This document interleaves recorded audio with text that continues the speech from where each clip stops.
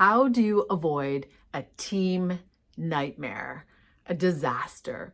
Something happens, some internal conflict amongst your team members, or a breach of trust, or potentially, it all results in mismanagement of patients.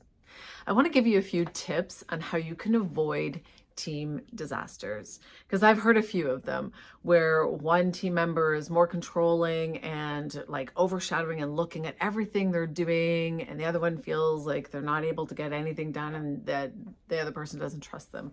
I've heard situations where the associate doc just doesn't get along with the other team members, and there's no communication between the team members and the main doc, and it just creates this massive disaster. It creates headaches for the primary doc, but it also creates just an unwelcoming environment to work in for all of the team members. So I think one of the first most important thing is to have regular team meetings. So that's number one. Be sure that you're doing a pre-huddle and post-huddle before every shift, checking in to see, what the day is, what's expected in the day. Is everything going to run smoothly? Does anyone need any extra attention? And at the end of the day, checking in to say, okay, what worked well, what didn't. It's also important to have weekly meetings so that everyone's on the same page, everyone is aware of what your mission statement and purpose is and the goals that you guys are achieving in your practice and how to get there.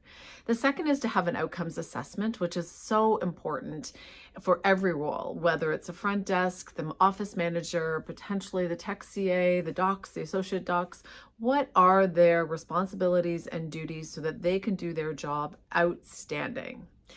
The third would be to check in on that and do progress reviews where you're actually seeing how they're coming along with their outcomes assessments. Are they, checking off all of the boxes on there? And they're a 10 out of 10. And if they're not a 10 out of 10, then that will lead us some team trainings, because team trainings are essential. A team works really well for two main reasons. One is effective communication, and two is really good leadership. So as you, as the doc, as the owner of the business, the CEO of your practice, it is important that you are leading them along the way. And I think number four, which was really important, is to have fun, to create some fun and excitement in the office, and create like a closer connection amongst your team members.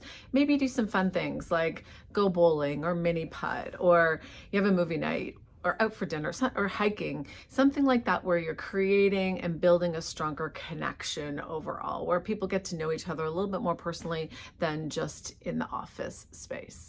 So to avoid any disasters in your office, step up to the plate, be a really good leader.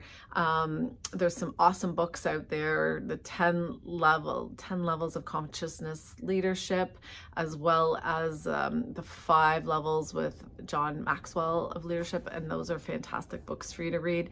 But being sure that you have really good communication is an important piece. If you love this video, hit like, subscribe to our YouTube channel. We have lots of great videos there. Thanks for listening.